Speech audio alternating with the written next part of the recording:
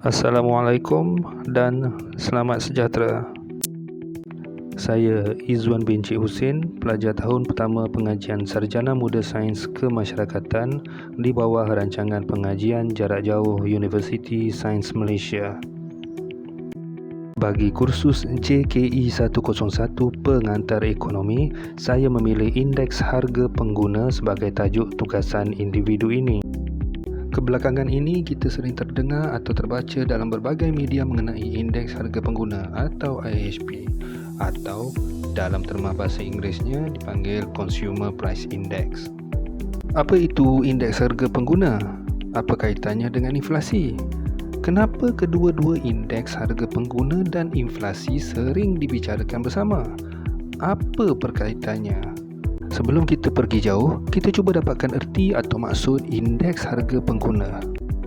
Dengan merujuk Kamus Dewan edisi keempat, definisi IHP ialah indeks harga yang menggambarkan perubahan harga runcit barang pengguna yang menjadi penunjuk penting bagi sesebuah negara dan digunakan untuk mengira kadar inflasi dan kos sara hidup.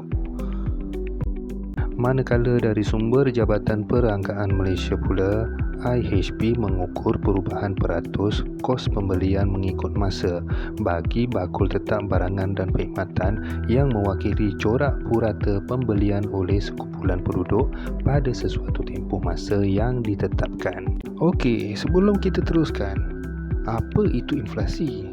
Kita ambil pendekatan paling mudah yang semua orang boleh faham. Inflasi berlaku apabila berlakunya kenaikan harga pada barang-barang dan juga perkhidmatan. Pendek kata, semua naik. Barang-barang naik, perkhidmatan pun naik. Contoh paling mudah, apa yang anda boleh beli dengan RM50 hari ini tak sama dengan apa yang anda boleh beli dengan RM50 pada semalam, minggu lepas, bulan lepas atau sebelumnya. Bagaimana pula dengan kos sara hidup? Kos sara hidup adalah berapa ringgit yang anda perlukan untuk membeli barangan keperluan asas seperti makanan, pakaian, kos pengangkutan, tempat tinggal, kemudahan internet dan lain-lain lagi. Komponen utama dalam kita memahami tentang indeks harga pengguna adalah satu konsep yang dipanggil bakul tetap barangan dan perkhidmatan atau lebih dikenali dengan nama market basket. Dalam dunia ekonomi, market basket boleh dianggap sebagai satu troli yang dipenuhi dengan barang-barang dan perkhidmatan-perkhidmatan yang lazimnya digunakan atau dibeli oleh pengguna. Di Malaysia, item-item yang terdapat di dalam market basket ini dibahagikan kepada 12 kumpulan utama. Dari sinilah anggaran kadar inflasi dapat dikira berdasarkan kadar perubahan ke atas nilai atau harga yang perlu dibayar oleh pengguna untuk mendapatkan sesuatu barangan atau perkhidmatan. Pertama, makanan dan minuman bukan beralkohol seperti beras, telur, teh, kopi dan sebagainya. Kedua, minuman beralkohol dan tembakau seperti arak, bir, rokok, cerut dan lain-lain lagi. Ketiga, pakaian dan kasut. Keempat, barang-barang perhiasan, perkakasan dan penyelenggaraan isi rumah. Yang kelima, perumahan, air, elektrik, gas dan bahan api lain seperti komitmen perumahan dan bil-bil utiliti utama. Keenam pula adalah kesihatan. Yang ketujuh, pengangkutan. Yang ke-8, komunikasi.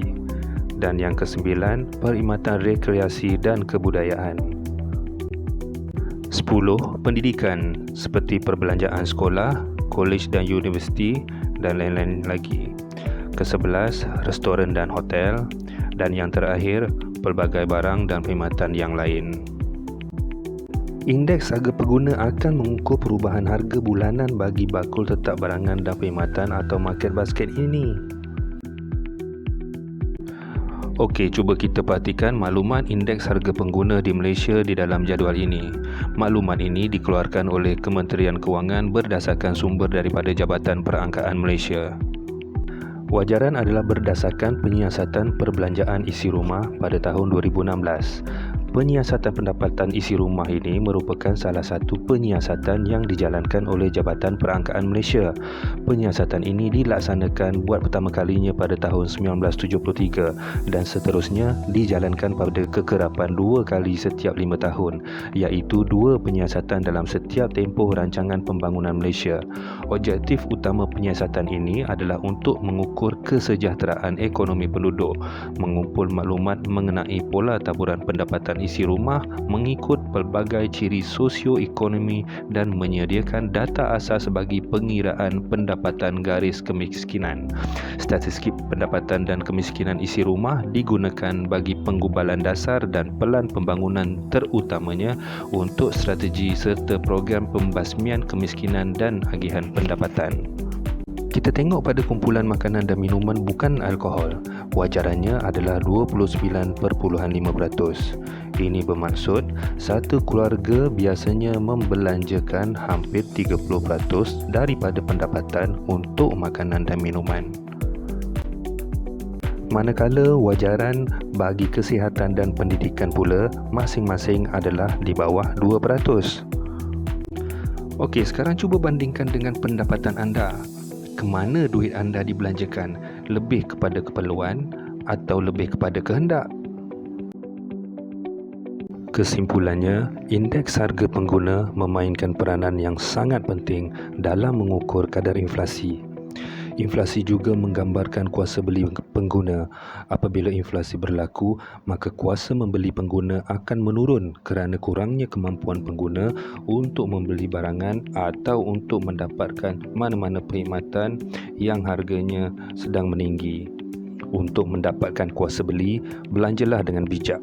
Perubahan harga di pasaran dapat dikawal dan ini pastinya akan mengurangkan atau akan mengubah kadar inflasi. Sekian sahaja daripada saya buat kali ini. Terima kasih dan Assalamualaikum.